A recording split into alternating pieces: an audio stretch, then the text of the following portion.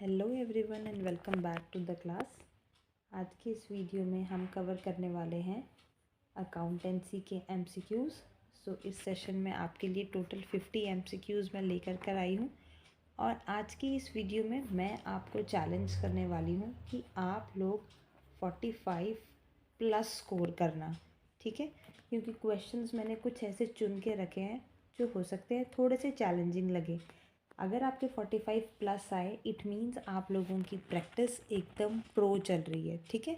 तो सभी क्वेश्चंस को ध्यान से देखना और बहुत ही ध्यान से इसके आंसर्स का एनालिसिस भी निकालना और बिल्कुल ऑनेस्टली मुझे अपने स्कोर्स जो है वो कमेंट करके बताना आप लोग, ठीक है। तो चलिए शुरू करते हैं। Question number 1। फर्स्ट क्वेश्चन में हमें पूछ रहे हैं goods worth 25,000 sent on approval, जिनकी सेल प्राइस कितनी थी 30,000, were included in sales and debtors approval pending at year end. What is the net effect on capital. देखो क्वेश्चन ये बोल रहा है आपको कि 25,000 के गुड्स थे जो उसकी कॉस्ट है और जिसकी सेल बेचे, अगर आप उनको बेचते तो 30,000 में बेचते, तो सेल प्राइस 30 थी, कॉस्ट उनकी 25,000 थी। इन गुड्स को आपने गड़बड़ क्या कर दी, आपने इनको गलती से सेल्स में डाल दिया, गलती से डेटर्स में डाल दिया, ठीक है। अब जो इनका अप्रूवल है वो अभी तक पेंडिंग में है, तो आपको ये पूछ रहे हैं कि कैपिटल पे इसका नेट इफ़ेक्ट क्या होगा। कैपिटल 30,000 से बढ़ा हुआ दिखेगा, 5,000 से दिखेगा बढ़ा हुआ, 25,000 से दिखेगा या 5,000 से कम दिखेगा। तो देखो सबसे पहले कंसेप्ट क्लियर करो। गुड्स सेंट ऑन अप्रूवल का गोल्डन रूल क्या होता है कि अप्रूवल के बिना सेल ही नहीं होती। मतलब ओनरशिप ट्रांसफ़र अगर नहीं हुई तो सेल वैलिड नहीं मानी जाती और प्रॉफिट को हम रिकॉग्नाइज नहीं करते, ठीक है। जब तक अप्रूवल नहीं मिला तो गुड्स जो है हम उसे अपना ही स्टॉक कंसीडर करते हैं, कोई रेवेन्यू को हम लोग नहीं रिकॉर्ड करते हैं, कोई डेटर हम लोग नहीं मानते हैं, ठीक है। अब यहाँ इस सिचुएशन में गलती क्या हुई कि फर्म ने क्या गलत किया कि सबसे पहले इन्होंने सेल्स में इंक्लूड कर दिया 30,000, क्योंकि सेल प्राइस तो 30,000 की थी, उसकी सेल में 30,000 इंक्लूड कर दिया और डेटर में भी इन्होंने 30,000 इंक्लूड कर दिया। अब कैपिटल कैसे अफेक्ट होगा ये देखो आप। कैपिटल कब इफ़ेक्ट होता है, कैपिटल का इफ़ेक्ट तभी पड़ता है जब हमारा प्रॉफिट होता है, क्योंकि जब प्रॉफिट होता है हम कैपिटल में ऐड ऑन कर देते हैं। सो हम डायरेक्ट कैपिटल में नहीं दिखाते हैं, प्रॉफिट का इम्पैक्ट जो होता है वो हम कैपिटल में रिप्रेजेंट करते हैं। तो अब ज़रा यहाँ पर हम प्रॉफिट की कैलकुलेशन करते हैं। हम ये जानते हैं कि प्रॉफिट गलती से कितना दिखाया गया। अब देखो सेल प्राइस हमारी कितनी थी 30,000 थी और एक्चुअल कॉस्ट कितनी थी उसकी 25,000 थी, तो फर्म ने कितना प्रॉफिट दिखाया होगा 5,000 का प्रॉफिट दिखाया होगा। बट क्योंकि ये सेल ही वैलिड नहीं थी तो इसका मतलब ये 5,000 तो एग्जिस्ट ही नहीं करता, तो इसका मतलब आपका प्रॉफिट कितना ज़्यादा दिख रहा है, 5,000 से आपका प्रॉफिट ज़्यादा दिख रहा है। अब हम ये देखते हैं कि कैपिटल पे इसका क्या इम्पैक्ट पड़ा। अब देखो कैपिटल का फॉर्मूला क्या होता है, ओपनिंग कैपिटल प्लस प्रॉफिट। मतलब ऐसे ही निकालते हैं ना हम लोग कि साल के शुरुआत में जितना कैपिटल था उसमें प्रॉफिट हम ऐड कर देते हैं। तो फ़िलहाल हमारा प्रॉफिट ही 5,000 से ज़्यादा है, तो जाहिर सी बात है कि जो हमारा कैपिटल होगा वो भी 5,000 से ज़्यादा दिख रहा होगा, है ना। इसलिए सही आंसर हमारे पास रहेगा option number B, overstated by 5,000, ठीक है। 5,000 से हमारा कैपिटल जो है वो ज़्यादा दिख रहा होगा, over stated. All right. So आपने याद रखना है कि अगर अप्रूवल पेंडिंग है तो प्रॉफिट हमारा फेक होता है और कैपिटल भी हमारा फेक ही दिखेगा, ठीक है। अब क्वेश्चन नंबर 2 में आपको क्या बोल रहे हैं, आपको provision for doubtful debt already बताया हुआ है, ट्रायल बैलेंस में है 6,000। आपको बोल रहे हैं और प्रोविज़न बनानी है 5%, डेटर दिए हैं 1,20,000। फिर बैड डेट जो ड्यूरिंग ईयर थे वो थे 4,000, जिनको ऑलरेडी राइट ऑफ कर दिया है। आपने ये बताना है कितनी अमाउंट जो है वो P&L में चार्ज होगी, ठीक है। तो सबसे पहले ये याद रखो, जो बैड डेट है वो ऑलरेडी राइट ऑफ हो गए, it means this is a done deal, वो ऑलरेडी P&L में जा चुके हैं। प्रोविज़न बनाते वक्त अब वो दोबारा काउंट नहीं होंगे, ठीक है। सो अब हम नेक्स्ट स्टेप में निकालेंगे हमारे एडजस्टेड डेटर्स। तो हमारे ओरिजिनल डेटर्स कितने थे, ओरिजिनल डेटर थे हमारे 1,00,000 20,000। ठीक है, अब जो हमारे बैड डेट्स हैं वो हम उसमें से लेस कर लेंगे। बैड डेट हमारे कितने थे? 4,000। इनको लेस करके हमारा कितना आ गया? 1,16,000 हमारे एडजस्टेड डेटर्स आ गए। अब हमने निकालनी है न्यू प्रोविज़न, वो हमें बोला है 5% है, तो प्रोविज़न 5% आप निकालोगे 1,16,000 पर, कहीं 1,20,000 पे नहीं निकालना, बैलेंस्ड अमाउंट पे निकालते हैं।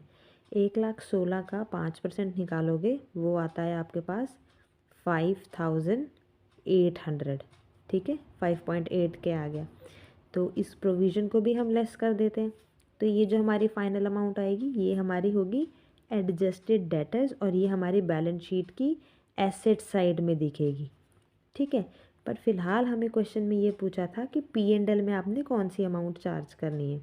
तो देखो हमारी एग्जिस्टिंग प्रोविज़न कितनी थी? ओल्ड प्रोविज़न जो थी वो थी 6,000, और हमारी रिक्वायर्ड प्रोविज़न कितनी आ गई? रिक्वायर्ड प्रोविज़न हमारी आ गई है 5,800।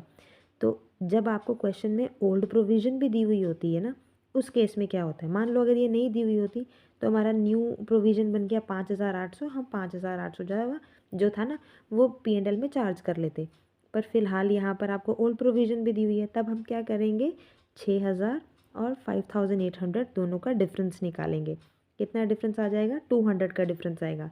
तो P&L में क्या जाएगा? P&L में आपने याद रखना है सिर्फ डिफरेंस ही P&L में जाता है। तो यहाँ पर प्रोविज़न आपका रिड्यूस हो रहा है, तो रिडक्शन मतलब इनकम, तो P&L में आपका 200 रुपया क्रेडिट होना चाहिए, तो 200 रुपया ऑप्शन सी में आ जाएगा। ठीक है, ये हमारा सही आंसर रहेगा। अब मान लो अगर आपके पास ये ओल्ड प्रोविज़न दी ही ना होती, फिर हम क्या करते? ये जो हमारे न्यू प्रोविज़न निकली ना 5,800, हम इसी को डायरेक्टली P&L अकाउंट की डेबिट साइड में लिखते हैं, क्योंकि हमने ये प्रोविज़न बनानी है, ये हमारा एक एक्सपेंस है। ठीक है, यहाँ पर हमने क्रेडिट साइड में इसलिए डाला क्योंकि यहाँ पर अभी हमारा प्रोविज़न तो था वो रिड्यूस हो गया, और रिडक्शन हमारी इनकम कंसीडर करता है। ठीक है, तो सही आंसर हमारा रहेगा ऑप्शन नंबर सी। चलिए अब हम बढ़ते हैं क्वेश्चन नंबर 3 की तरफ। यहाँ पर आपको बोल रहे हैं विच situation will cause over statement of both assets and profit. मतलब आपको ये बोल रहे हैं इनमें से कौन सी स्टेटमेंट से आपकी एसेट्स और प्रॉफिट दोनों में ओवर स्टेटमेंट होएगी। तो सबसे पहले ये दिमाग में सेट कर लो कि over statement of assets and profit का मतलब होता है कि प्रॉफिट आर्टिफिशियली ज़्यादा दिख गया, एसेट भी गलत तरीके से ज़्यादा दिख गए। ठीक है, और प्रॉफिट भी दिख रहा है। दोनों एक साथ होना एक रेयर बट ट्रिकी केस होता है। अब हम ज़रा ओपन ये जो हमारे को अलग अलग ऑप्शंस दिए हुए हैं ना, हर ऑप्शन को हम लोग एक बार एनालिसिस करते हैं। ऑप्शन ए में आपको बोला है outstanding expenses ignored. Outstanding expenses का मतलब एक्सपेंस हुआ है बट वो पे अभी तक नहीं हुआ है। अगर इग्नोर कर दिया तो उसका असर क्या होगा? उसका असर ये होगा कि आपके खर्चे जो हैं वो कम हो जाएंगे। तो खर्चे कम होने से हमारा प्रॉफिट जो है वो कैसा दिखता है? ओवर स्टेटेड दिखता है। और लायबिलिटी तो रिकॉर्ड ही नहीं हुई है, तो हमारी लायबिलिटी कैसी दिखेगी? लायबिलिटी दिखेगी अंडर स्टेटेड। तो एसेट पे क्या इफ़ेक्ट पड़ेगा? क्या एसेट पे कोई इफ़ेक्ट पड़ा? नहीं, तो एसेट ओवर स्टेटेड नहीं हो रहे, इसलिए ऑप्शन ए को हम एलिमिनेट कर देते हैं। अब ज़रा ऑप्शन बी देखो, इसमें बोला है pre paid expenses ignored. Pre paid का मतलब होता है पेमेंट हो चुकी है और बेनिफिट फ्यूचर वाला है ये। तो अगर इसे इग्नोर कर दिया है तो उसका क्या असर है कि पूरा का पूरा उसको एक्सपेंस मान लिया, तो इससे आपका जो प्रॉफिट है वो क्या हो जाएगा? अंडर स्टेट हो जाएगा। और आपकी एसेट, क्योंकि प्रीपेड एक एसेट है, वो रिकॉर्ड ही नहीं हुई है, तो हमारी एसेट भी क्या हो गई? एसेट भी हमारी अंडर स्टेट हो गई। तो क्वेश्चन तो फिलहाल ओवर स्टेटमेंट का है, इसलिए ऑप्शन बी को भी हम एलिमिनेट कर देंगे। अब ऑप्शन सी देखो, income received in advance treated as income. So यहाँ पर आपको ट्रैप कर रहा है क्वेश्चन ने। इनकम रिसीव्ड इन एडवांस का मतलब होता है कि कैश आ गया और सर्विस या इनकम जो है अभी तक अर्न नहीं हुई है, तो इसकी करेक्ट ट्रीटमेंट क्या है? इसको हम क्या कंसीडर करते हैं? लायबिलिटी। लेकिन अगर उसको इनकम मान लिया तो इसका क्या इफ़ेक्ट पड़ेगा? प्रॉफिट पर क्या इफ़ेक्ट पड़ेगा कि इनकम आपकी ज़्यादा दिख गई, ज़्यादा इनकम दिख गई तो आपका प्रॉफिट ओवर स्टेट हो गया। और एसेट पर क्या इफ़ेक्ट पड़ रहा है? क्योंकि आपने इनकम रिसीव कर ली है तो कैश आ गया है, कैश हमारी एसेट है, लेकिन लायबिलिटी रिकॉर्ड नहीं हुई है, ये याद रखना। तो एज अ रिज़ल्ट हमारी नेट एसेट्स जो हैं वो कैसी दिखेंगी, वो दिखेंगी ज़्यादा, यानी कि ओवर स्टेटेड। ठीक है, तो देखो एसेट्स पे क्या फ़र्क पड़ा, एसेट हमारी ओवर स्टेट दिख गई, लायबिलिटी हमारी कम दिख गई। तो क्वेश्चन में हमें एसेट और प्रॉफिट के बारे में पूछ रहे थे, तो इस केस में हमारे दोनों चीज़ें ओवर स्टेट हो गई हैं। तो सही आंसर हमारा कौन सा रहेगा, ऑप्शन नंबर सी।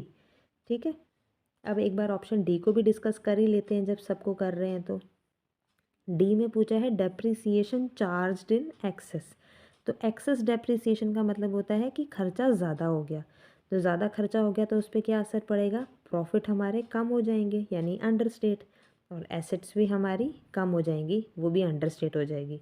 तो ये भी गलत ऑप्शन हो गया क्योंकि ओवर स्टेटमेंट का पूछा था। ठीक है, तो इसलिए फाइनल आंसर हमारा कौन सा रहेगा, ऑप्शन नंबर सी।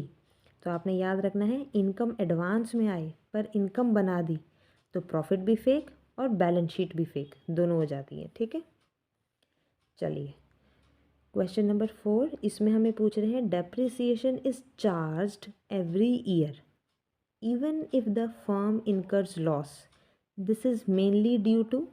देखो क्वेश्चन पूछ रहा है लॉस होने के बाद भी डेप्रिसिएशन क्यों, मतलब प्रॉफिट हो या लॉस हो डेप्रिसिएशन तो मैंडेटरी है। अब देखो ऑप्शंस का कंसेप्चुअल पोस्टमार्टम करते हैं हम। ऑप्शन ए में आपको बोला है कंसिस्टेंसी। कंसिस्टेंसी का मतलब होता है कि सेम मेथड फॉलो करना है आपने हर ईयर। तो क्वेश्चन तो ये पूछ ही नहीं रहा कौन सा मेथड फॉलो करना है कौन सा नहीं, तो it means this is not correct. फिर ऑप्शन बी आपको बोल रहा है प्रूडेंस। प्रूडेंस का मतलब होता है लॉस को एंटिसिपेट करो, प्रॉफिट को एंटिसिपेट मत करो। सो डेप्रिसिएशन एसेट की वैल्यू का कंजम्पशन है, लॉस एंटिसिपेट करना ही नहीं है। तो ये प्रूडेंस भी आपका फेल हो गया, ये भी सही आंसर नहीं है। फिर है मैचिंग। तो ये क्या मैचिंग क्या बोलता है कि एक्सपेंस को उसी पीरियड के रेवेन्यू से मैच करो, इवन इफ रेवेन्यू कम हो या लॉस हो। तो एसेट आपका यूज़ हुआ है यानी खर्चा हो रहा है, डेप्रिसिएशन जो है उसको चार्ज करना पड़ेगा। प्रॉफिट इररेलेवेंट है, यूजेज रेलेवेंट है। सो दिस एक्सप्लेन्स कि why depreciation should be charged even in the case of loss. So the correct answer will be matching concept. ठीक है, बाकी गोइंग कंसर्न भी डिस्कस करते हैं। गोइंग कंसर्न का मतलब हमें पता है कि बिजनेस फ्यूचर में भी चलेगा, तो डेप्रिसिएशन का रीज़न भी यही है कि एसेट यूज़ हो रहा है ना, तो future resumption is not the main reason. So this is also not correct. Correct answer will be option number C, matching. Okay, ठीक है, चलिए अब क्वेश्चन नंबर 5। क्वेश्चन नंबर 5 आपको क्या बोल रहा है, विच of the following will not result in creation of a deferred tax asset. इनमें से कौन सी सिचुएशन में आपका डेफर्ड टैक्स एसेट नहीं बनेगा। तो पहले ये जानो कि आपका डेफर्ड टैक्स एसेट DTA क्या होता है। डेफर्ड टैक्स एसेट तब बनता है जब आज टैक्स ज़्यादा पे हो गया हो और फ्यूचर में टैक्स कम देना पड़ेगा।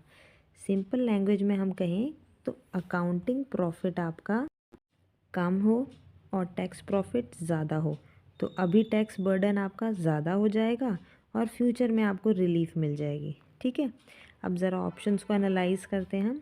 ऑप्शन ए बोल रहा है carry forward of business loss. देखो बिजनेस लॉस में क्या होगा, अभी लॉस है तो टैक्स नहीं लगेगा, फ्यूचर में प्रॉफिट आएगा तो आपका लॉस सेट ऑफ हो जाएगा, फिर फ्यूचर में आपको कम टैक्स लगेगा, तो उससे आपकी क्या क्या क्रिएट होगी, आपकी क्रिएट होगी डेफर्ड टैक्स एसेट क्रिएट होगी। ठीक है, तो यहाँ पे फ़िलहाल आपको नॉट रिजल्ट इन DTA बोला था, तो यहाँ पर तो आपकी DTA क्रिएट हो रही है। अब option number B, option B आपको क्या बोल रहा है, ये आपको बोल रहा है excess depreciation as per tax laws, मतलब टैक्स लॉ में डेप्रिसिएशन ज़्यादा और बुक्स में डेप्रिसिएशन कम दिख रहा है, तो एज अ रिज़ल्ट आपकी टैक्सेबल इनकम कम हो जाएगी। मतलब अभी आपको कम टैक्स पे करना पड़ रहा है, तो फ्यूचर में डेप्रिसिएशन जब कम होगी तब आपको टैक्स ज़्यादा पे करना पड़ेगा। तो ये क्या क्रिएट कर रहा है, आपकी डेफर्ड टैक्स लाइबिलिटी बना रहा है, DTA नहीं बना रहा है। इसलिए सही आंसर हमारा ऑप्शन नंबर बी रहेगा। ठीक है, अब बाकी ऑप्शन भी डिस्कस कर ही लेते हैं एक बार, कुछ ना कुछ उसमें से भी सीखने को मिल जाएगा। ऑप्शन सी कह रहा है प्रोविज़न फॉर डाउटफुल डेट। सो जब प्रोविज़न देखो टैक्स लॉज में प्रोविज़न अलाउड होती है, प्रोविज़न नॉट अलाउड कब होती है, सिर्फ एक्चुअल बैड डेट के केस में। तो ऐसी सिचुएशन में क्या होता है कि आपका अकाउंटिंग प्रॉफिट कम दिखता है, टैक्स प्रॉफिट ज़्यादा दिखता है, और अभी आपका टैक्स ज़्यादा है तो फ्यूचर में जब बैड डेट लिखेंगे तब हमारा टैक्स कम हो जाएगा और ये हमारी DTA बनाएगा। ठीक है, ऑप्शन डी में भी ऐसे ही है, रिवैल्यूएशन ऑफ फिक्स्ड एसेट। तो इसमें क्या है कि सिर्फ बुक्स में होती है रिवैल्यूएशन, तो टैक्स लॉज इसे इग्नोर करते हैं, टेम्परेरी डिफरेंस नहीं होता है इसे, ये टैक्स कैलकुलेशन में इफेक्ट ही नहीं करते हैं। तो ऐसी सिचुएशन में ना आपका DTA बनता है ना DTL बनता है। ठीक है, तो फिलहाल ऑप्शन डी का तो कोई रोल ही नहीं है, तो सही आंसर आपका ऑप्शन नंबर बी बनता है। ठीक है, तो आपने याद रखना है इसको। चलिए क्वेश्चन नंबर 6, इसमें हमें पूछ रहे हैं which errors will be revealed by preparing suspense account. Suspense account बनाने से कौन से एरर आपके रिवील हो जाते हैं। देखो, सस्पेंस अकाउंट बनाते ही तब हैं जब ट्रायल बैलेंस आपका टैली नहीं कर रहा, मतलब आपका डेबिट और क्रेडिट इक्वल नहीं है। सिर्फ वन साइडेड एरर ही वन साइडेड एरर से ही जब होते हैं ना वन साइडेड एरर, तब वही सस्पेंस अकाउंट पकड़ पाता है उसको। ठीक है, तो ज़रा आप ऑप्शंस को डिस्कस करते हैं। ये बोला है एरर ऑफ ओमिशन और कंप्लीट। देखो, मैंने आपको कल वाली क्लास में बताया था, एरर ऑफ ओमिशन में ना कंप्लीट ओमिशन और पार्शियल ओमिशन ये कंट्रोवर्शियल टॉपिक रहता है। तो देखो, यहाँ पर आपको इन्होंने फुल इन्फॉर्मेशन दे दी कि ये जो ओमिशन है ये कंप्लीट ओमिशन है आपका। तो इस सिचुएशन में तो आपकी कंप्लीट ओमिशन होगी, एंट्री नहीं हुई, डेबिट भी नहीं हुआ, क्रेडिट भी नहीं हुआ, ट्रायल बैलेंस फिर भी टैली कर लेगा, तो सस्पेंस अकाउंट का कोई काम ही नहीं है। फिर ऑप्शन नंबर बी आपको बोल रहा है एरर ऑफ प्रिंसिपल। ठीक है, इसमें क्या होता है, wrong type of account use किया जाता है और डेबिट और क्रेडिट दोनों इक्वल आ जाते हैं, तो ट्रायल बैलेंस आपका स्टिल टैली करेगा, तो सस्पेंस ये रिवील ही नहीं करेगा। ठीक है, फिर है आपके पास option number C, compensating error. So इसमें क्या होता है, एक एरर दूसरे को कैंसिल कर देता है, net effect zero, trial balance will tally, तो suspense account is useless. Then comes the wrong totalling of cash book.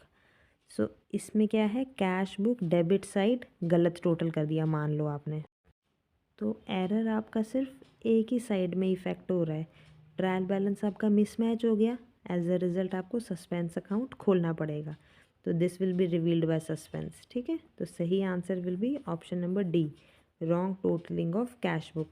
So जब गलती सिर्फ एक साइड में हो तो सस्पेंस अकाउंट की इम्पोर्टेंस वहाँ पर आ जाती है। ठीक है, अब क्वेश्चन नंबर 7, इसमें आपको बोल रहे हैं interest on capital provided but not shown anywhere will result in. सबसे पहले कंसेप्ट देखो, इंटरेस्ट ऑन कैपिटल आपके पास क्या होता है, ये बिजनेस का एक्सपेंस नहीं होता है, ये प्रॉफिट का एप्रोप्रिएशन होता है।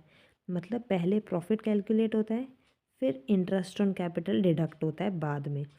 सो इसमें क्या बोला है आपको, ये बोला है कि interest on capital provided but not shown anywhere, तो इसका मतलब क्या हुआ कि इंटरेस्ट तो इन्होंने कैलकुलेट कर लिया, उसी को ही बोलते हैं प्रोवाइडेड, इंटरेस्ट कैलकुलेट कर लिया लेकिन नॉट शोन एनीवेयर, यानी कि P&L एप्रोप्रिएशन में इसको डेबिट ही नहीं किया और कैपिटल अकाउंट में क्रेडिट ही नहीं किया, तो अकाउंटिंग रिकॉर्ड्स में इसका मतलब ये फुल्ली इग्नोर हो गया।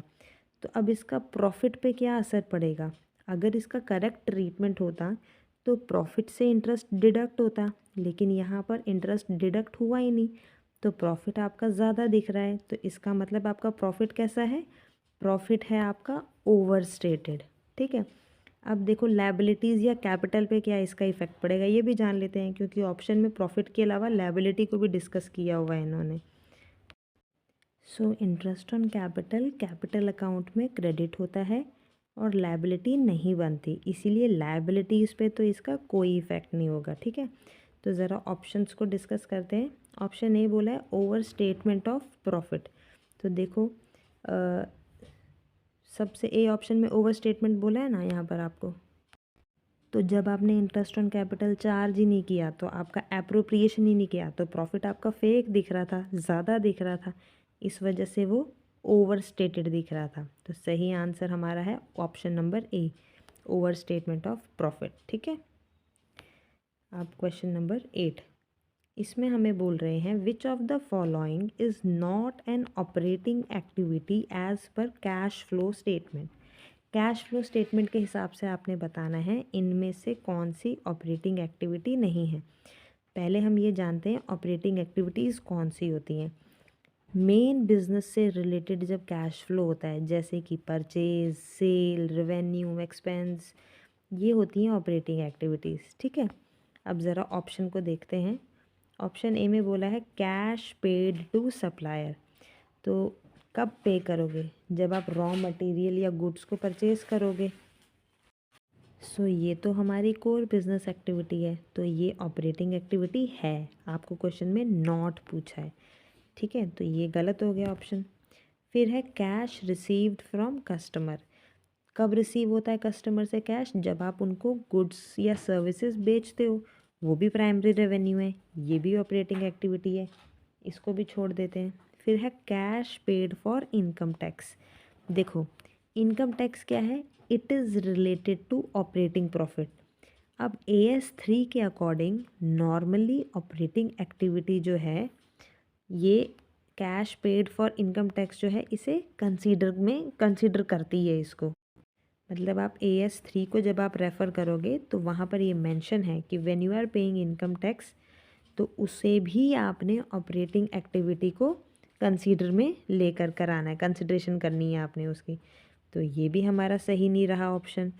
लास्ट हमारे पास आता है cash paid to acquire machinery. Now this is the correct answer, क्योंकि मशीनरी है हमारी fixed asset, long term benefit देगी, कैपिटल एक्सपेंडिचर है। सो कैश आउटफ्लो हो रहा है ये किस लिए? फिक्स्ड एसेट की एक्विजिशन में। तो ये हमारी एक इन्वेस्टिंग एक्टिविटी होती है, ऑपरेटिंग नहीं। ठीक है, इसलिए final answer will be option number D. Now question number 9, इसमें हमें पूछ रहे हैं if machinery account is credited instead of depreciation account the effect will be. देखो machinery account is credited instead of depreciation account, करना था machinery account को credit, कर दिया डेप्रिसिएशन अकाउंट को। अब आप सबसे पहले ये बताओ डेप्रिसिएशन की करेक्ट एंट्री क्या होती है? ये होती है depreciation account debit to machinery account. इसका क्या इफ़ेक्ट है? हमारे खर्चे इंक्रीज़ हो गए, उस वजह से हमारा प्रॉफिट जो है वो डिक्रीज़ हो जाएगा और हमारी एसेट है वो भी डिक्रीज़ हो जाएगी, है ना? यही होगा सिनेरियो। अब क्वेश्चन में क्या गलती हो गई? इन लोगों ने मशीनरी अकाउंट को, ये देखो machinery account is credited, machinery account को क्रेडिट कर दिया, बट डेप्रिसिएशन अकाउंट को इन्होंने डेबिट नहीं किया। मतलब हमारा एसेट तो कम हो गया पर एक्सपेंस हमारा रिकॉर्ड हुआ ही नहीं। तो इसका इफ़ेक्ट क्या होगा? Machinery credited but asset value आपकी रिड्यूस हो गई, एसेट पे इफ़ेक्ट दिख गया। एसेट हमारी कैसी हो रही है? अंडरस्टेटेड हो रही है। पर प्रॉफिट में क्या असर दिख रहा है? डेप्रिसिएशन, क्योंकि इन्होंने रिकॉर्ड ही नहीं किया। एज अ रिज़ल्ट एक्सपेंसेस हमारे कम दिख रहे हैं, तो हमारा प्रॉफिट जो है वो ओवर स्टेटेड है। सो हमारी एसेट अंडरस्टेटेड है और हमारा प्रॉफिट जो है वो ओवर स्टेटेड है। अब हमारे ऑप्शंस में से, गिवन ऑप्शंस में से सही आंसर है option number B, assets understated. ठीक है, एसेट क्रेडिट हुआ, एक्सपेंस नहीं आए, तो मशीनरी कम और प्रॉफिट ज़्यादा। ओके, नाउ क्वेश्चन नंबर 10, इसमें हमें पूछ रहे हैं विच situation violates the matching principal. So matching principal क्या है कि उस पीरियड के रेवेन्यू के साथ ही उसी पीरियड के एक्सपेंसेस को मैच करो। एक्सपेंसेस का फ्यूचर या पास्ट में धकेलना उसको, ये वॉयलेशन है लॉ का। ठीक है, अब ऑप्शंस देखते हैं।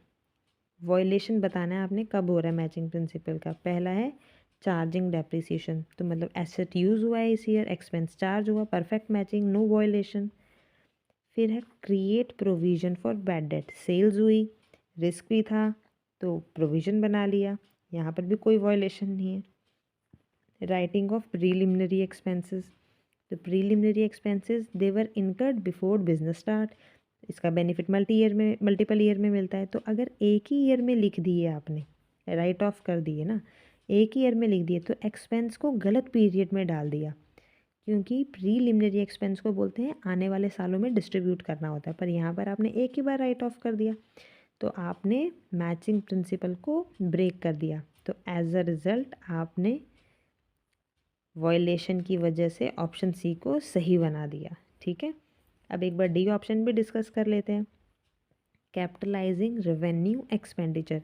सो रेवेन्यू एक्सपेंडिचर को एसेट बना दिया, कैपिटलाइज कर दिया मतलब एसेट बना दिया, तो इसका बेनिफिट फ्यूचर में मैच हो ही रहा है, तो ये कंजर्वेटिज्म या कैपिटलाइजेशन इशू है, डायरेक्ट मैचिंग वॉयलेशन इसका लेना देना नहीं है। ठीक है, तो सही आंसर हमारा रहेगा ऑप्शन नंबर सी।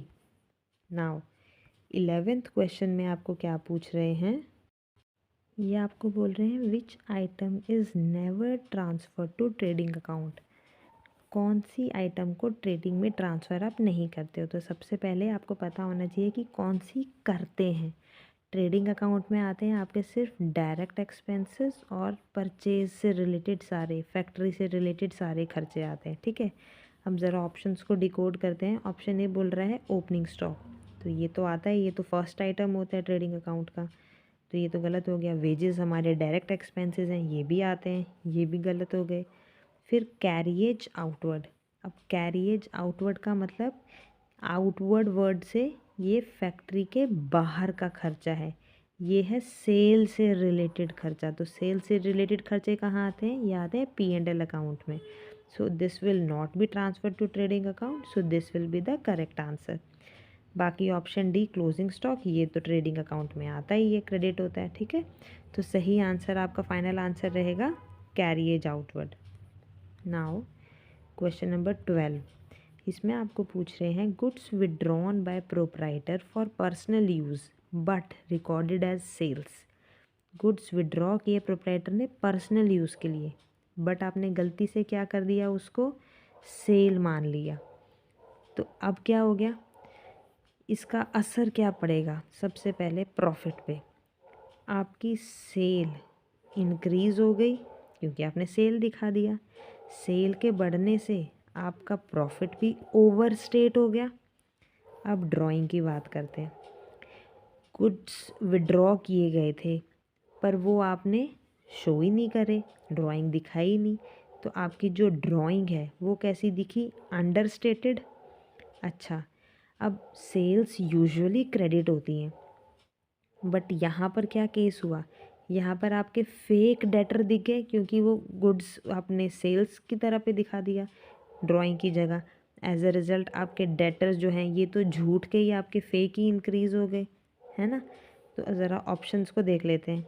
ऑप्शन में ओवर स्टेट प्रॉफिट था, वो भी हो गया। अंडर स्टेट ड्राइंग था, वो भी हो गया। ओवर स्टेट डेटर था, वो भी हो गया। तो ये ऑल ऑफ द अबव आ जाएगा। ठीक है, ये सारे के सारे ऑप्शंस इसमें सही बन रहे हैं। नाउ क्वेश्चन नंबर 13, इसमें पूछ रहे हैं which of the following will increase working capital.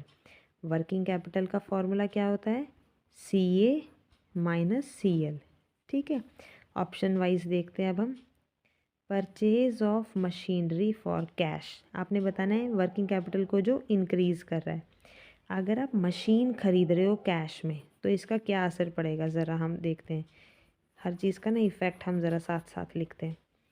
अगर आप मशीन ख़रीदते हो तो आपकी एसेट, जो करंट एसेट है आपकी, अब कैश आपकी करंट एसेट है ना, तो वो आपकी एसेट ये डिक्रीज़ हो गई, और क्योंकि मशीनरी ख़रीद ली तो एसेट जो आपकी फिक्स्ड एसेट है वो आपकी इंक्रीज़ भी होगी, है ना। तो दोनों इम्पैक्ट आपके करंट एसेट पे ही पड़ गए, सॉरी एसेट पे पड़ गए। एक जगह करंट एसेट कम हो रही है, एक जगह फिक्स्ड एसेट आपकी इंक्रीज़ हो रही है। पर वर्किंग कैपिटल में हमारे को सिर्फ करंट एसेट से लेना देना है, उसके डिक्रीज़ होने की वजह से आपका वर्किंग कैपिटल डिक्रीज़ हो गया, तो हमारा तो ये ऑप्शन गलत हो गया। फिर बोला है इशू ऑफ डिबेंचर, अगर आप डिबेंचर इशू कर रहे हो तो उससे क्या होगा, आपका कैश बढ़ जाएगा। कैश हमारी क्या है, करंट एसेट है, वो हमारी इंक्रीज़ हो रही है। बाकी डिबेंचर्स बढ़ रहे हैं हमारे, वो तो लाइबिलिटीज़ के केस में आ रहे हैं, उनको छोड़ दो। तो करंट एसेट के इंक्रीज़ होने से वर्किंग कैपिटल पे क्या इम्पैक्ट पड़ेगा, वो हमारा इंक्रीज़ हो जाएगा। ठीक है, तो हमारा सही आंसर क्या रहेगा, ऑप्शन नंबर बी।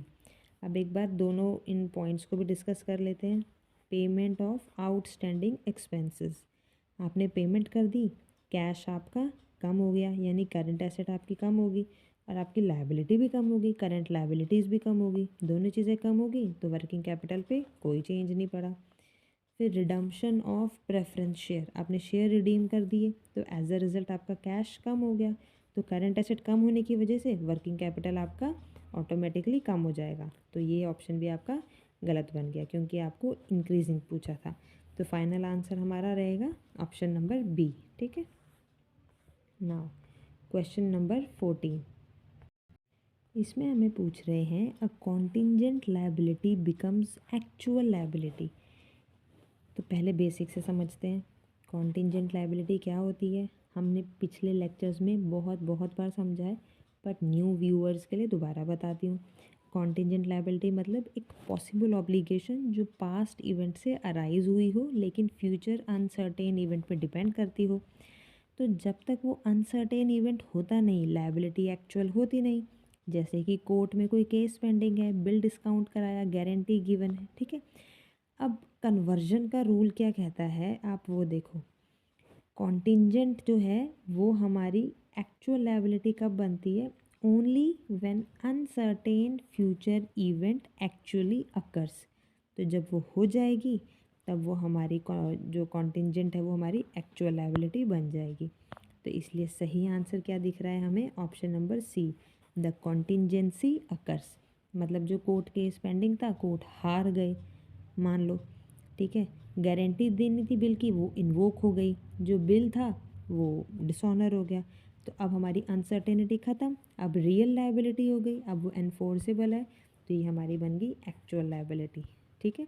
तो ये हमारा फाइनल आंसर रहेगा। सो कॉन्टिंजेंट लायबिलिटी एक्चुअल तब होती है जब अनसर्टेन मर जाती है, अनसर्टेनिटी। ठीक है। नाउ 15th क्वेश्चन, इसमें पूछ रहे हैं which of the following is not affected by under casting of purchase book. अब देखो, under casting of purchase book का क्या मतलब होता है कि परचेजेस कम टोटल की गई हैं। फॉर एग्ज़ाम्पल मान लो हमारी एक्चुअल परचेज जो थी, एक्चुअल परचेज वो थी 5 लाख और हमने गलती से रिकॉर्ड कर ली 4.8 के, 4,80,000 आपने 4.80 के आपने रिकॉर्ड कर ली गलती से।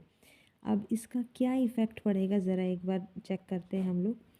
हमारी परचेजेस कम लिखी तो एज अ रिज़ल्ट हमारे कॉस्ट ऑफ गुड सोल्ड भी कम हो जाएंगे। तो इस वजह से हमारा जो ग्रॉस प्रॉफिट है वो झूठी इंक्रीज़ हो जाएगा, बढ़ जाएगा। तो क्या इम्पैक्ट पड़ा हमारा ग्रॉस प्रॉफिट पे, ठीक है।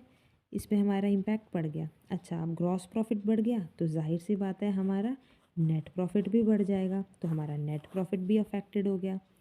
अब ये परचेज बुक पे लिखा गया है तो इसका मतलब क्रेडिट परचेज है, तो क्रेडिट परचेज कम रिकॉर्ड हुई, तो हमारे क्रेडिट परचेज कम रिकॉर्ड हुई तो हमारे सन्ड्री क्रेडिटर्स पे भी तो असर पड़ेगा, वो भी कम दिखाए जाएंगे। तो इसका मतलब हमारी लायबिलिटी पे भी इम्पैक्ट पड़ गया, वो भी हमारी कम हो गई। ठीक है। अब क्या हमारी एसेट्स पे कहीं भी इस पूरे सिनेरियो में कोई असर पड़ा, ना कोई स्टॉक पे असर पड़ा, ना कैश पे पड़ा, ना डेटर पे पड़ा, है ना। तो परचेज बुक की गलती का एसेट से कोई डायरेक्ट लेना देना नहीं है, इसलिए सही आंसर रहेगा हमारा ऑप्शन नंबर सी, एसेट्स। आपको यही पूछा था कि जो अफेक्ट नहीं रहता वो बताओ, तो एसेट अफेक्ट नहीं होगा। ठीक है। चलिए क्वेश्चन नंबर 16, ये हमें पूछ रहे हैं which accounting assumption is violated if depreciation is not charge. ठीक है। अब देखो, डेप्रिसिएशन का मतलब हमें पता है, हमने हज़ारों बार जान चुका है, एसेट का कॉस्ट उसकी यूज़फुल लाइफ में सिस्टमेटिकली स्प्रेड करना। मतलब एसेट आज खरीदा, उसी साल रेवेन्यू जनरेट होगा तो उसका कॉस्ट भी हर साल थोड़ा थोड़ा हम चार्ज करते रहेंगे। ठीक है। अब ये समझो कि डेप्रिसिएशन का कोर प्रिंसिपल होता है मैचिंग प्रिंसिपल। वो कहता है कि match expenses with the revenue of same period. तो डेप्रिसिएशन हमारा एक्सपेंस है और जो रेवेन्यू कौन सी हुई, जो एसेट से कमाई जाएगी। तो अगर डेप्रिसिएशन चार्ज नहीं किया और रेवेन्यू पूरा ले लिया और आपने इसका मतलब एक्सपेंस तो दिखाया ही नहीं, है ना। तो आपने कौन सा अकाउंटिंग अजम्पशन वॉयलेट किया है इस पे, आपको क्वेश्चन में ये पूछ रहे थे। तो आपने कौन सा वायलेट किया? ऑप्शन नंबर डी, मैचिंग वाला। मतलब आपने रेवेन्यू ले ली बट एक्सपेंसेस आपने लिए ही नहीं, आपने मैचिंग कंसेप्ट को वायलेट कर लिया। ठीक है। नाउ क्वेश्चन नंबर 17, यह आपको पूछ रहा है interest on drawing is, interest on drawing क्या है? एक्सपेंस, इनकम, लायबिलिटी या एसेट, क्या चीज़ है? देखो, ड्राइंग हमें पता है क्या होता है, ओनर ने बिजनेस से पर्सनल यूज़ के लिए पैसा या गुड वॉट जो है वो विड्रॉ कर लिया। अब इंटरेस्ट ऑन ड्राइंग लगाते क्यों हैं? ओनर को डिस्करेज करने के लिए, बिजनेस के लॉस को कंपनसेट करने के लिए। ठीक है, ताकि वो बार बार ऐसे पर्सनल पर्पस के लिए चीज़ें ना ले जाए, इसलिए उस पर ये चार्ज होता है। अकाउंटिंग ट्रीटमेंट क्या होता है? बिजनेस के लिए तो ये इनकम है और ओनर के लिए ये कॉस्ट है या पेनल्टी भी हम कह सकते हैं। ठीक है, तो ऑप्शन ए में जो एक्सपेंस बोला है, तो एक्सपेंस बिजनेस का होता है, यहाँ बिजनेस आपका कमा रहा है इंटरेस्ट ऑन ड्राइंग से, तो ये आपका सही नहीं है ऑप्शन। फिर आपके पास आता है ये इनकम, तो जाहिर सी बात है बिजनेस को तो इंटरेस्ट मिल रहा है, तो वो उसकी क्या हो जाएगी? इनकम हो जाएगी। ठीक है, तो ऑप्शन बी जो है वो करेक्ट आंसर रहेगा।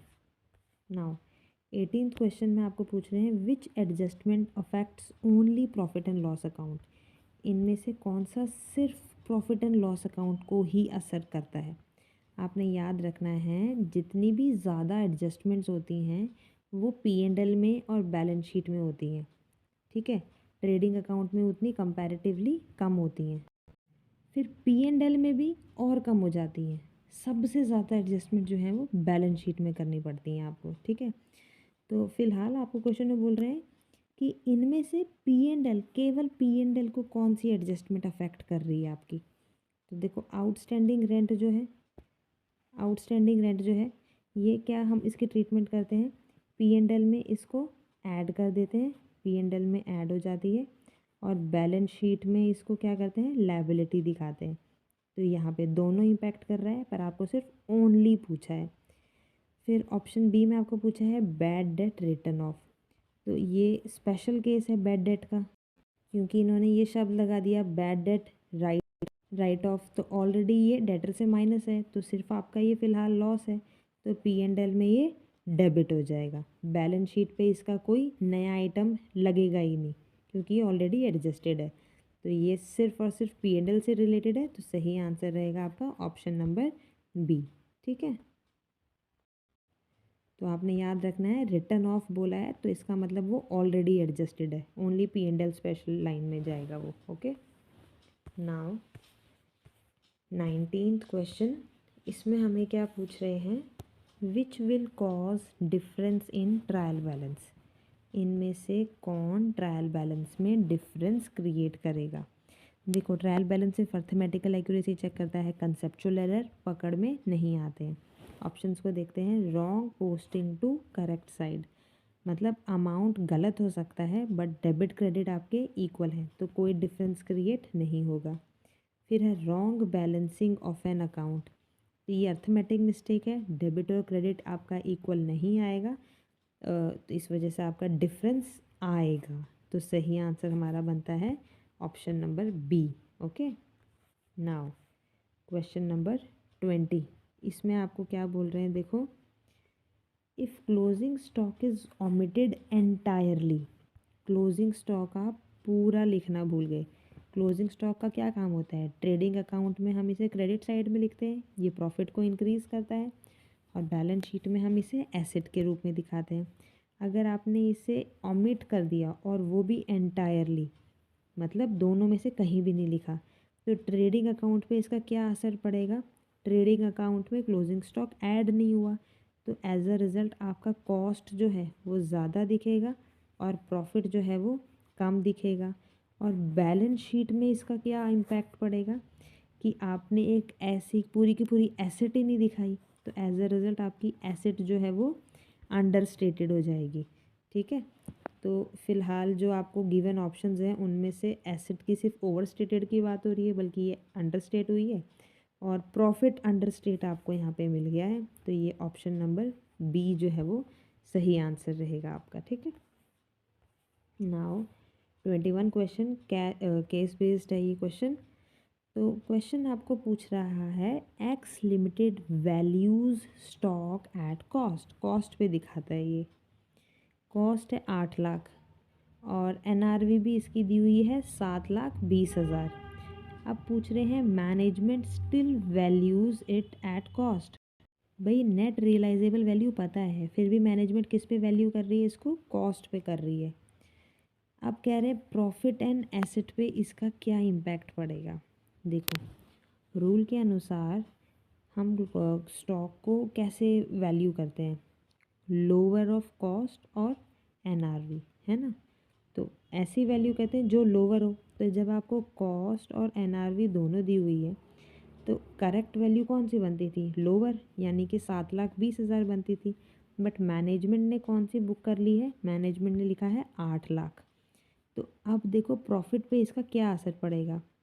अगर आपकी cost is more than NRV तो आपका जो प्रॉफिट है वो ज़्यादा दिखेगा, क्योंकि ट्रेडिंग अकाउंट में क्लोजिंग स्टॉक ज़्यादा दिख रहा है तो आपका ग्रॉस प्रॉफिट ज़्यादा दिखेगा, ग्रॉस प्रॉफिट ज़्यादा दिखेगा तो नेट प्रॉफिट भी ज़्यादा दिखेगा। अच्छा, एसेट पे इसका क्या असर पड़ा। क्लोजिंग स्टॉक में आपने 8 लाख दिखाया, रियल वैल्यू जबकि 7,20 थी, तो आपकी एसेट्स भी तो ज़्यादा दिख रही हैं 80,000 से, है ना। डिफरेंस देखो, 80,000 से आपकी एसेट भी ज़्यादा दिख रही हैं। तो सही ऑप्शन क्या बन रहा है आपका, ऑप्शन ए, प्रॉफिट भी ओवरस्टेट और एसेट्स भी ओवरस्टेट। ठीक है, final answer will be option number A. Now 22 question में पूछ रहे हैं which combination will increase net profit but decrease working capital. मतलब इनमें से आपने चेक करना है नेट प्रॉफिट बढ़ रही हो, वर्किंग कैपिटल घट रही हो। ठीक है, चलिए ज़रा ऑप्शंस पे आते हैं। ऑप्शन ए आपको क्या बोल रहा है, sale of furniture at profit for cash. तो आप प्रॉफिट में बेचा है आपने तो प्रॉफिट आपका इंक्रीज़ हो गया, और सेल करिए कैश पे तो कैश भी आपका इंक्रीज़ हो गया। कैश क्या है हमारी, करंट एसेट, करंट एसेट हमारी इंक्रीज़ हो गई, और हमारा वर्किंग कैपिटल जो है एज अ रिज़ल्ट वो भी इंक्रीज़ हो जाएगा, है ना। तो ये तो गलत हो गया क्योंकि आपको डिक्रीज़ का पूछा है वर्किंग कैपिटल। चलिए ऑप्शन बी में पूछा है राइटिंग बैक एक्सेस प्रोविज़न।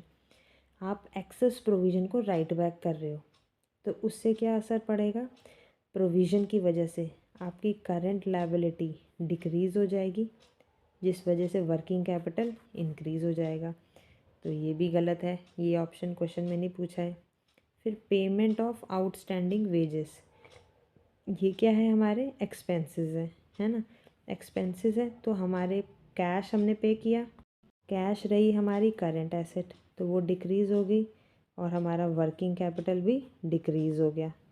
तो डिक्रीज़ तो ठीक है, बट यहाँ पे नेट प्रॉफिट पे क्या असर पड़ा इसका, नेट प्रॉफिट जो है वो भी हमारा डिक्रीज़ करेगा। अब लास्ट ऑप्शन में आपको बोल रहे हैं purchase of goods on credit. आपने गुड्स खरीदे उधार पे तो एज अ रिज़ल्ट आपकी करंट एसेट बढ़ जाएगी क्योंकि आपका स्टॉक बढ़ गया। अब आपके करंट लायबिलिटी बढ़ गई क्योंकि आपके क्रेडिटर बढ़ गए, उधार पे आपने ख़रीदा है। तो नेट इम्पैक्ट इसका क्या पड़ेगा, आपकी करंट एसेट भी बढ़ रही है और करंट लायबिलिटी भी बढ़ रही है, दोनों चीज़ें इंक्रीज़ हो रही हैं। तो वर्किंग कैपिटल तो आपका सेम रहेगा क्योंकि दोनों चीज़ें आपकी इंक्रीज़ हो रही हैं। तो गिवन ऑप्शंस में से कहीं पर भी आपका वर्किंग कैपिटल डिक्रीज़ और नेट प्रॉफिट इंक्रीज़ वाला ऑप्शन नहीं मिला, तो ये कोई भी ऑप्शन जो है ये सही नहीं है आपके। ठीक है, चलिए नाउ क्वेश्चन नंबर 23। इसमें आपको एजर्शन दिया हुआ है। एजर्शन में पूछ रहे हैं, बोल रहे हैं capital expenditure increases earning capacity. जो आपकी कैपिटल एक्सपेंडिचर है वो आपकी अर्निंग कैपेसिटी इंक्रीज़ करती है। जाहिर सी बात है, आपकी एसेट अगर अच्छी होगी और वर्किंग कंडीशन में आएगी, एसेट्स में आपका एड ऑन होगा तो आपकी अर्निंग कैपेसिटी बढ़ेगी, दिस इज़ ट्रू। फिर आपको बोला है it is recorded in trading account. तो capital expenditures are never recorded in trading account, ये तो एसेट्स कंसीडर किया जाता है। तो आपका रीज़न जो है ये गलत हो गया। तो सही आंसर रहेगा option number C, A true or false. ठीक है, अब अगले क्वेश्चन में आपको पूछा है interest on debenture accrued but unpaid will appear as what. अब देखो इंटरेस्ट अक्रूड जो है ये आपका P&L में कौन सी साइड आता है, डेबिट साइड आता है एज एन एक्सपेंस। अभी क्योंकि ये अनपेड है तो ये हमारी लायबिलिटीज़ भी होगी, क्रेडिटर्स है हमारे, है ना। तो सही आंसर क्या रहेगा? Option number C, expenses and liabilities. Okay, now question number 25। इसमें आपको पूछ रहे हैं goods worth 18,000 were destroyed by fire. आग लग गई, 18,000 के गुड्स आपके डिस्ट्रॉय हो गए और इंश्योरेंस कंपनी ने आपको 12,000 का क्लेम देके चुप करवा दिया हुआ है। ठीक है, आपको बोल रहे हैं कि करेक्ट ट्रीटमेंट क्या है ये बताओ। अब देखो, आपका नुकसान तो 18,000 का हुआ पर आपको क्लेम सिर्फ 12,000 का मिला, तो आपका जो 6,000 का है ये तो नुकसान हो गया। इस नुकसान को हम कहते हैं एबनॉर्मल लॉस। ठीक है, तो सही आंसर क्या रहेगा हमारा? ऑप्शन नंबर ए, 6,000 का हमारा एबनॉर्मल लॉस हो गया। Okay, now 26 question. इसमें आपको पूछ रहे हैं which item affects cash flow but not profit. इनमें से कौन सा कैश फ्लो पे इम्पैक्ट करेगा पर प्रॉफिट पे इम्पैक्ट नहीं करेगा। ठीक है, कैश फ्लो पे इम्पैक्ट कब होता है? जब आपका कैश इन या आउट होता है। और प्रॉफिट पे कब अफेक्ट होता है? जब इनकम या एक्सपेंस कोई हो रहा होता है। ठीक है, तो आपने सिर्फ कैश का फ्लो देखना है, याद रखना, इनफ्लो या आउटफ्लो ढूंढना है आपने। तो डेप्रीसिएशन तो नॉन कैश आइटम है तो ये गलत हो गया। फिर बोला है issue of share at premium, तो यस, शेयर इशू करते हो प्रीमियम पे तो आपका कैश इनफ्लो होता है, तो P&L प्रॉफिट जो है वो अनअफेक्टेड रहेगा, सिर्फ कैश फ्लो होगा, तो this will be the correct answer. ठीक है, नाउ क्वेश्चन नंबर 27। ये देखो, इस क्वेश्चन में आपको क्या बोल रहे हैं? Purchase book undercast by 25,000, 25,000 से परचेज बुक कम लिख दी और सेल्स बुक 15,000 से ज़्यादा लिख दी। अब कह रहे हैं आपको ट्रायल बैलेंस पे इसका क्या असर पड़ेगा ये बताओ आप। अब देखो, ट्रायल बैलेंस कब टैली होती है? जब डेबिट और क्रेडिट का टोटल जो है बराबर आए। अब आपने परचेज बुक अंडर कास्ट कर दी, इस वजह से क्या हुई? परचेज आपने कम लिखी, इस वजह से आपका डेबिट जो साइड है वो कम आएगी। और सेल्स बुक आपने ओवरकास्ट कर दी, सेल्स ज़्यादा रिकॉर्ड कर दी, इस वजह से क्रेडिट साइड जो है आपकी ज़्यादा आएगी। अब देखो, डेबिट का डिफरेंस कितने से आएगा? 25,000 से आएगा और क्रेडिट का डिफरेंस किससे आएगा? 15,000 से आएगा। ये 25,000 से कम और ये 15,000 से ज़्यादा दिखेगा। नेट बैलेंस अगर हम निकालें, ये देखो, ये माइनस का हो गया, ये प्लस का हो गया। नेट बैलेंस आपका क्या आ रहा है इन दोनों का? ये देखो आप, ये नेट इम्बैलेंस हम निकालेंगे, क्रेडिट माइनस डेबिट, डेबिट, तो ये आपका कितना आ जाएगा? ये देखो, 15 माइनस 25, तो ये दोनों ऐड हो जाएंगे, ये कितने हो गए? 15 और 25 कितने हो गए? 40,000। तो 40,000 का आपका डिफरेंस आ रहा है, that is option number B, that will be the correct answer. ठीक है, चलिए अब क्वेश्चन नंबर 28। इसमें आपको पूछ रहे हैं विच सिचुएशन क्रिएट्स हिडन रिजर्व। देखो, हिडन रिजर्व मतलब क्या होता है? अंडर वैल्यूएशन ऑफ प्रॉफिट और एसेट। ये हम कर देते हैं, प्रॉफिट या एसेट को अंडर वैल्यू करते हैं ताकि जो कंपनी है वो फिनेंशियली वीकर दिखे। ठीक है, इस वजह से हमारा जो पैसा बच जाता है वो हम हिडन रिजर्व बना देते हैं। ठीक है, तो कौन सी सिचुएशन हिडन रिजर्व जो है आपकी क्रिएट कर रही है? Overvaluation of asset, no, अभी हमने पढ़ा। Understatement of expenses, no. Overstatement of liabilities ज़्यादा दिखा दोगे तो प्रॉफिट आपका कम दिखेगा, है ना। तो जितना पैसा बचेगा वहाँ से, वो पैसे को आपने कहाँ लगा दिया? अपने हिडन रिजर्व में लगा दिया। So option C will be the correct answer. ठीक है, बेसिकली हिडन रिजर्व जो होती है ना, वो सीक्रेट स्ट्रेंथ होती है किसी भी बिजनेस की। तो प्रॉफिट्स को अंडरस्टेट करके ना, लायबिलिटीज़ के ज़रिए रिजर्व्स जो हैं वो क्रिएट कर देती हैं बिजनेसेस। चलिए, अगले क्वेश्चन में हमें पूछ रहे हैं if wages paid for installation of machinery are debited to wages account. आपने मशीनरी इंस्टॉल करी, उसके लिए वेजेस देने थे और वो आपने वेजेस अकाउंट में डेबिट कर दिए, तो उसका असर क्या होगा? देखो, करेक्ट ट्रीटमेंट क्या होती है? मशीनरी की इंस्टॉलेशन पे जो वेजेस दे रहे हो वो आपका कैपिटल एक्सपेंडिचर है, उसको आपने एसेट में ऐड करना चाहिए था। नॉर्मल वेजेस को तो हम P&L में दिखाते हैं एज एन एक्सपेंस, है ना। तो उस वजह से क्या होता है, एक्सपेंस हमारे बढ़े हुए हम लोग जब दिखाते हैं P&L अकाउंट में, बट यहाँ पर उल्टा चक्कर हो गया, बेवजह का ही आपने वेजेस अकाउंट दिखा दिया, बेवजह के आपने एक्सपेंसेस बढ़ा दिए। तो एक्सपेंस बढ़ाने से आपका जो प्रॉफिट है वो क्या हो जाएगा, प्रॉफिट आपका कम हो जाएगा। और जो एसेट में आपने ऐड करते वेजेस अगर, तो आपकी एसेट की जो वैल्यू है वो बढ़ी हुई दिखती, पर अब वो नहीं दिख रही, तो अब आपकी एसेट जो है वो भी अंडरस्टेटेड दिख रही है। ठीक है, तो सही आंसर क्या रहेगा, ऑप्शन बी, प्रॉफिट भी अंडरस्टेटेड दिखेंगे और एसेट्स भी अंडरस्टेटेड दिखेंगे आपके। ठीक है, नाउ क्वेश्चन नंबर 30, इसमें हमें पूछ रहे हैं which violates the realisation concept. तो देखो रियलाइजेशन कंसेप्ट क्या कहता है कि revenue is recognised only when it is earned, when goods are delivered, या व्हेन सर्विसेज प्रोवाइडेड, है ना। अब ऑप्शंस को देखो, ऑप्शंस में आपको ये बोल रहे हैं रिकॉर्डिंग सेल्स ऑन डिलीवरी, जब डिलीवरी हुई तब सेल्स हम रिकॉर्ड करेंगे, तो ये तो सही बात है, ये तो रियलाइजेशन कंसेप्ट कहता है। रिकॉर्डिंग इनकम ऑन अक्रूवल, जब अक्रू होगी, जब अर्न करेगी तब, ये भी सही बोल रहा है। Recording advance from customer as income, advance को ही आपने रिकॉर्ड कर लिया, तो ये गलत हो गया, ये वॉयलेट कर रहा है, तो option C will be the correct answer. ठीक है, नाउ क्वेश्चन नंबर 31, इसमें आपको क्या पूछ रहे हैं, एजर्शन रीज़न पे बेस्ड है। एजर्शन आपको दी हुई है इसमें, provision for tax is shown as current liability. देखो जब जो प्रोविजन ऑफ टैक्स होती है वो क्या होती है, estimated liability for tax accrued in the accounting period, और इसको हम कहाँ दिखाते हैं, बैलेंस शीट में दिखाते हैं हम, करेंट लायबिलिटी की हेडिंग पे। तो एजर्शन आपकी बिल्कुल सही है। अब रीज़न को एनालाइज करते हैं। Tax is payable with in the accounting period, reason क्या बोल रहा है, टैक्स कब पे करना है आपने, अकाउंटिंग पीरियड के अंदर अंदर। एक्चुअली टैक्स कब पे करते हैं हम, नेक्स्ट ईयर पे करते हैं आफ्टर फाइलिंग। ठीक है, it is not paid with in the same accounting year. Okay, तो आपका रीज़न जो है वो गलत हो गया, तो option C will be the correct answer. ठीक है, नाउ क्वेश्चन नंबर 32, ये बोल रहा है which will reduce both profit and asset, profit और एसेट दोनों को कौन सा रिड्यूस करेगा। तो आप सबसे पहले देखो होता क्या है, आउटस्टैंडिंग इनकम, ये जो आउटस्टैंडिंग इनकम है ये आपका प्रॉफिट भी बढ़ाएगी, आपका एसेट भी बढ़ाएगी, है ना।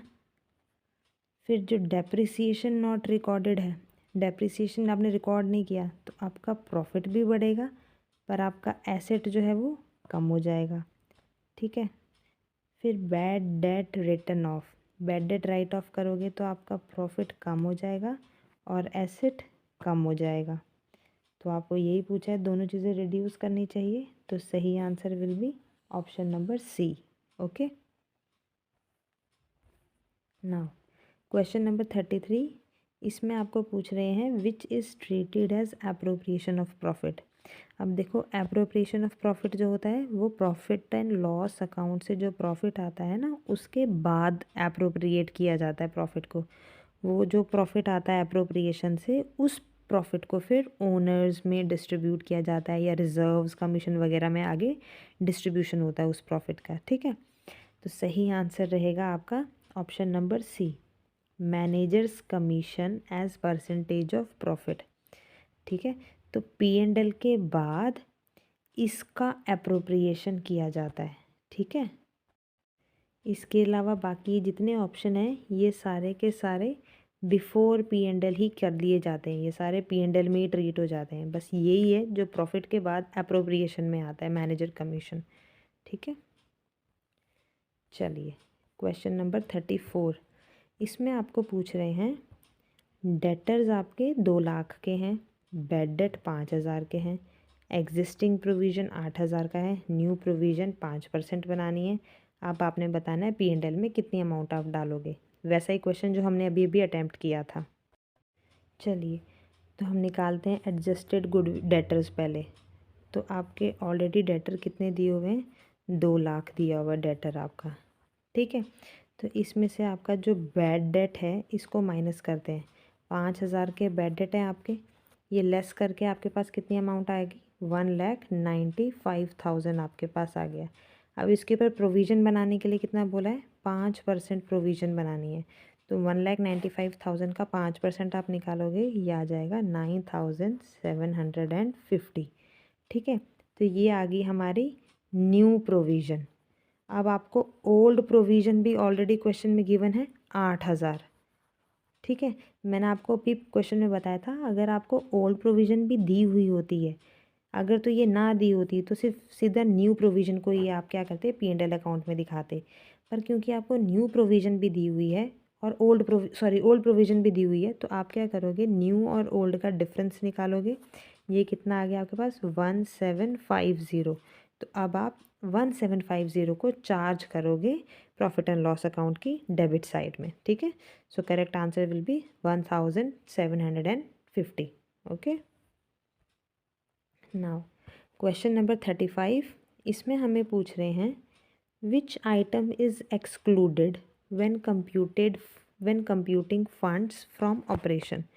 तो देखो, ये जो आपका funds from operation FFO concept है ना, इसका फॉर्मूला क्या होता है, इसका फॉर्मूला होता है net profit plus non cash charges minus non operating gains या फिर लॉस। नॉन ऑपरेटिंग गेंस हो या नॉन ऑपरेटिंग लॉस हो, जो भी हो उसे हम माइनस कर देते हैं।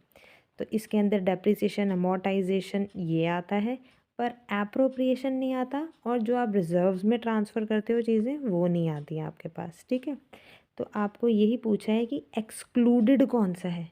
तो एक्सक्लूडेड क्या रहेगा आपका, option C, transfer to general reserves. ठीक है, रिजर्व्स और एप्रोप्रिएशन नहीं आता, उसके अलावा बाकी चीज़ें आती हैं। सही answer will be option number C. Now question number 36, इसमें हमें पूछ रहे हैं cash discount allowed is recorded in.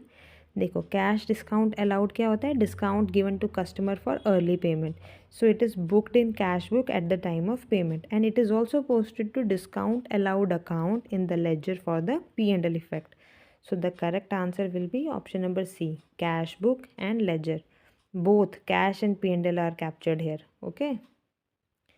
All right. Now question number 37. इसमें आपको पूछ रहे हैं which error will not affect profit but affect trial balance। मतलब इनमें से कौन सी ऐसी गलती है जो प्रॉफिट को तो अफेक्ट नहीं करेगी पर ट्रायल बैलेंस को इफ़ेक्ट करेगी। ठीक है, तो आपने याद रखना है प्रॉफिट को क्या चीज़ इफ़ेक्ट कर सकती है, सिर्फ रेवेन्यू या एक्सपेंसेस, और ट्रायल बैलेंस को क्या इफ़ेक्ट कर सकती है, सिर्फ अर्थमेटिक या पोस्टिंग एरर्स। ठीक है, वो ट्रायल बैलेंस को इफ़ेक्ट कर सकते हैं। तो गिवन ऑप्शंस में से correct answer is option number C, wrong totalling of sales book. इससे क्या है, सेल्स आपने क्या कर दी, टोटलिंग गलत कर दी, तो या आपने ज़्यादा कर दी या कम कर दी, तो इस वजह से आपका ट्रायल बैलेंस मिसमैच हो गया। ठीक है, so this will be the correct answer. Now question number 38, इसमें आपको बोल रहे हैं रेंट पेड। आपने 1,20,000 का रेंट पे किया, जिसमें से जो 20,000 था वो प्रीपेड था और 15,000 जो था वो आउटस्टैंडिंग था। अब आपने बताना है कि P&L में कितना एक्सपेंस आप रिकॉर्ड करोगे। ठीक है, अब देखो इसका फॉर्मूला क्या है, रेंट, ये रेंट का हमने एक्सपेंस निकालना है। तो जितनी हमें पेमेंट करी यानी कि 1,20,000 माइनस प्रीपेड, प्रीपेड कितना था 20,000 प्लस आउटस्टैंडिंग, आउटस्टैंडिंग कितना है 15,000। ठीक है, तो 1,20,000 में से 20,000 माइनस करोगे 1,00,000, इसमें 15,000 ऐड किया तो 1.15K। तो ये आपने एक्सपेंस दिखाना है इसमें, तो ये option number D will be the correct answer. ठीक है, नाउ क्वेश्चन नंबर 39, ये आपको क्या पूछ रहा है, which is a non operating loss. Non operating loss कौन सा होता है, देखो पहले ऑपरेटिंग लॉस कौन सा होता है ये जानो। मतलब कोर बिजनेस से, डायरेक्ट कोर बिजनेस से जो भी आपका खर्चा हो रहा है, लॉस हो रहा है, वो ऑपरेटिंग लॉस कहलाता है। ठीक है, नॉन ऑपरेटिंग लॉस मतलब जो इंसिडेंटल है, एबनॉर्मल है, नॉर्मल ऑपरेशंस में से नहीं हो रहा है। तो सही आंसर कौन सा है, लॉस ड्यू टू थेफ्ट, चोरी हो गई, ये नॉर्मल तो नहीं है, तो this will be the correct answer. Now 40 question, इसमें आपको पूछ रहे हैं if opening stock is omitted, opening stock आप भूल गए but closing stock included correctly, closing stock लिख लिया, तो कहते हैं प्रॉफिट पे इसका क्या असर पड़ेगा। देखो, कॉस्ट ऑफ गुड्स सोल्ड का फॉर्मूला क्या होता है, opening stock plus purchases minus closing stock. तो अगर आपने ओपनिंग स्टॉक ही भूल गए तो इसका मतलब जो आपका COGS है वो कम आएगा, जाहिर सी बात है ना। अब ये कम आएगा तो आपका प्रॉफिट जो है वो ज़्यादा आएगा, ठीक है। तो इस वजह से सही answer will be option A, over stated. Now question number 41, इसमें आपको पूछ रहे हैं which item increases funds but not cash, इनमें से कौन सी आइटम है जो फंड बढ़ा देगी पर कैश नहीं। तो देखो, हम ये जान लेते हैं फंड्स कैसे बढ़ते हैं। Total resources of business, cash और नॉन कैश रिसोर्सेज सब मिलके फंड्स बनाते हैं। और कैश क्या है, वो तो जस्ट एक लिक्विड एसेट है। सो आपको पूछ रहे हैं item that increases funds but not the cash, ठीक है। तो सही आंसर रहेगा आपके पास, पहले सारे ऑप्शंस को हम डिस्कस कर लेते हैं। पहला ऑप्शन पूछ रहा है issue of debentures for cash. अगर आप डिबेंचर इशू कर रहे हो कैश के लिए तो क्या होगा, आपका कैश इंक्रीज़ होगा। तो कैश तो इफ़ेक्ट आपका कर रहा है, आपको वो बोला है कैश इफ़ेक्ट नहीं करना चाहिए। ऑप्शन बी में बोल रहे हैं purchase of machinery bye issue of share. तो यूजुअली हम मशीनरी परचेज़ करते हैं इधर कैश में और क्रेडिट में, पर अब की बार कैश का इन्होंने इन्वॉल्वमेंट नहीं किया। मशीनरी इशू कर रहे हैं, बदले में क्या कर रहे हैं, सॉरी मशीनरी परचेज़ कर रहे हैं, बदले में क्या कर रहे हैं, शेयर इशू कर रहे हैं। तो इसमें क्या हो रहा है, आपका शेयर बढ़ रहा है, यानी कि आपके फंड्स बढ़ रहे हैं पर आपका कैश जो है वो अनअफेक्टेड रह रहा है। इसलिए सही आंसर क्या रहेगा आपका, ऑप्शन नंबर बी, ठीक है। एक बार सी को भी डिस्कस कर लेते हैं, sale of investment for cash. तो कैश यहाँ पर भी इम्पैक्ट हो गया आपका। कलेक्शन फ्रॉम डेटर, आप डेटर से कलेक्ट करोगे तो पैसा आ जाएगा, तो कैश यहाँ पर भी इंक्रीज़ हो जाएगा। तो फाइनल आंसर आपका रहेगा option number B.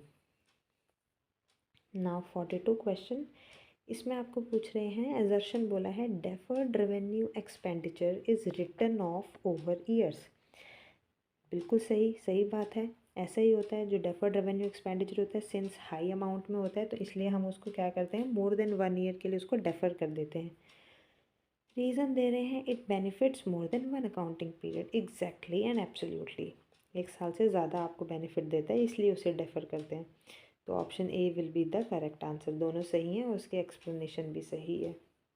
Now question number 43, इसमें आपको पूछ रहे हैं which is shown on credit side of profit and loss account.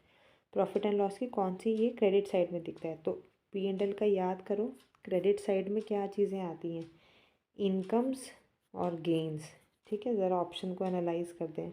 Provision for doubtful expense, ये एक्सपेंस है तो ये आपका डेबिट में आएगा, तो ये गलत हो गया। इंटरेस्ट ऑन ड्राइंग, ये आपकी इनकम है तो ये आपकी क्रेडिट साइड में आएगी। बाकी ऑप्शन भी देख लेते हैं। Discount allowed, again your expense, debit में आएगा। आउटस्टैंडिंग एक्सपेंस, एक्सपेंस है, डेबिट साइड में आएगा, ठीक है। नाउ क्वेश्चन नंबर 44, इसमें आपको पूछ रहे हैं which will increase gross profit but not net profit. इनमें से कौन सा ग्रॉस प्रॉफिट बढ़ाएगा पर नेट प्रॉफिट नहीं बढ़ाएगा। याद रखना, कॉस्ट प्रॉफिट किससे रिलेटेड है, फॉर्मूला क्या होता है जीपी का, इसका होता है sales minus cost of goods sold.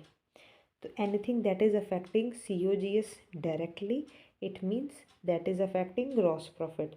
तो इनडायरेक्ट एक्सपेंसेस से नेट प्रॉफिट इम्पैक्ट करता है, डायरेक्ट एक्सपेंसेस से ग्रॉस प्रॉफिट। ज़रा ऑप्शंस देख लेते हैं। Reduction in the purchase price, purchase price कम हो गया, COGS कम होगा, GP आपका बढ़ जाएगा, NPV आपका बढ़ जाएगा। तो ये ऑप्शन तो फ़िलहाल गलत है क्योंकि GP को आपने क्या बोला है, सिर्फ GP पे इम्पैक्ट पड़ना चाहिए, नेट प्रॉफिट पे नहीं।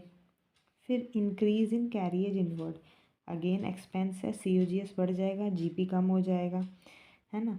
GP कम हो जाएगा तो ये भी ऑप्शन आपके पास गलत हो गया क्योंकि GP बढ़ने के लिए बोल रहे थे। Decrease in selling expenses, selling expense कम हो जाएंगे तो आपका जीपी पे तो कोई असर नहीं पड़ेगा, क्योंकि ये इनडायरेक्ट एक्सपेंसेस हैं, ये ट्रेडिंग अकाउंट में नहीं, प्रॉफिट एंड लॉस अकाउंट में आएंगे। इस वजह से जीपी अनचेंज्ड रहेगा, बट आपका जो प्रॉफिट है वो बढ़ जाएगा। ठीक है, तो option C will be the correct answer. एक बार डी को भी डिस्कस कर ही लेते हैं, इंक्रीज इन एडमिनिस्ट्रेटिव एक्सपेंस। तो ये जो आपके हैं इसमें क्या है, ये भी पी एंड एल का ही हिस्सा है, तो इसमें जीपी आपका अनचेंज्ड रहेगा, बट आपका जो नेट प्रॉफिट है वो डिक्रीज़ हो जाएगा। ठीक है, सो जाहिर सी बात है ये भी गलत है आपके पास। ठीक है, नाउ क्वेश्चन नंबर 45, ये आपको क्या बोल रहा है, if cell return book is overcast the effect will B.